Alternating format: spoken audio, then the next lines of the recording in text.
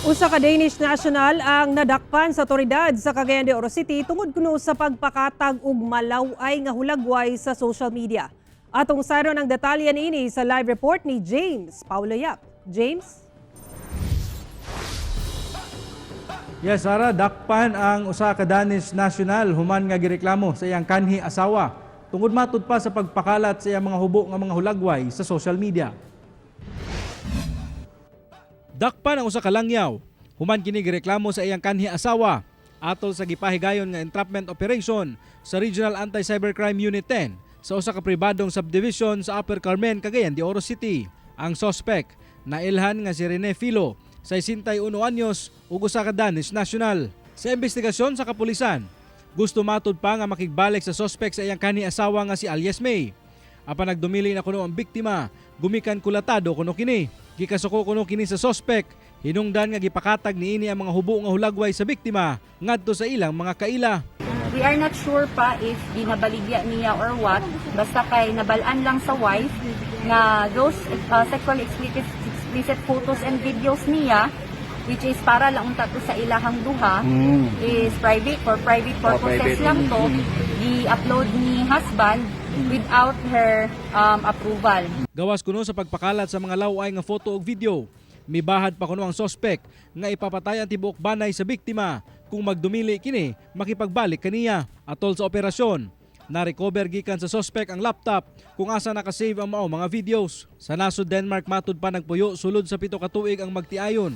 Una miuli sa Pilipinas ug dinhi na kuno nagsugod ang pagmaltrato sa suspect sa iyang asawa. Sa karon, ana sa prisuhan ang suspect o nagdumili na sa paghatag og pahayag. Pasaka ang kini og kaso paglapas sa RA 9995 o ang Anti-Photo and Video Voyeurism Act of 2009 o RA 9262 o ang Violence Against Women and Children in relation to Cybercrime Prevention Act of 2002. I am encouraging you, labi na kay Women's Month karon, please ha, namoy right para mo reklamo. Dili kay ninyo mo or uyab mo owned na mo 100% sa inyong husband, but you have also your personal private life.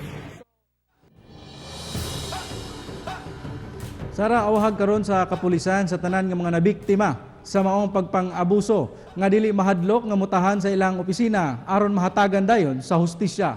Sara?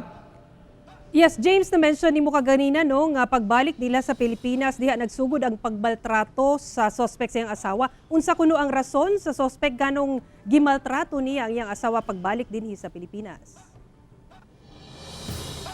Sara, wala nabutyag kana sa kapulisan no apan minggawas sa investigasyon nila nga aduna pay lain nga mga babae ang nabiktima aning langyaw ug giawhag kana karon sa kapulisan nga muadto sa ilang opisina o makikoordinate kanila aron sab nga makapasaka sab sila sa kaso. Sara? So James, posible ba makapiyan sa kining suspect o doon na ba'y plano ang otoridad nga ipa-deport siya kuno galing mapamatud-an ang iyang salaod?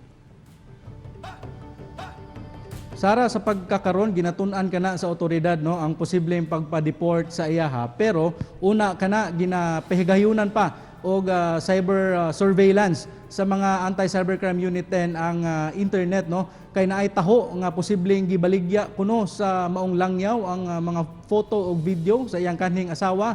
Kana karon ang gina-develop sa otoridad aron nga mas madugangan pa ang kaso aning langyaw. Sara? Okay, dagang salamat, James Paulo Yap.